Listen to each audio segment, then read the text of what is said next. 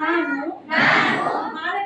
ಭಾರತೀಯ ಸಂವಿಧಾನದ 51A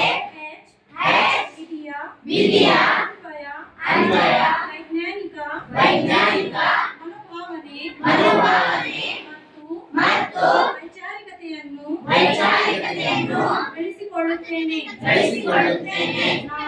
ನಾನು ಪ್ರಶ್ನೆ ಮಾಡದೆ ಯಾವುದೇ ತರ್ಕ ಒಪ್ಪುವುದಿಲ್ಲ ಹಾಗೂ ಸಂವಿಧಾನದ ಮೂಲಭೂತ ಕರ್ತವ್ಯವಾದ ಆಶಯದಂತೆ ಮೌಢ್ಯತೆ ಮತ್ತು ಅಂಧಕಾರವನ್ನು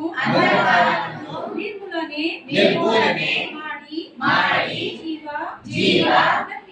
ಜಗತ್ತಿಗೆ ಪೂರಕವಾದ ಬದುಕನ್ನು ರೂಪಿಸಿಕೊಳ್ಳುತ್ತೇನೆಂದು ಈ ಮೂಲಕ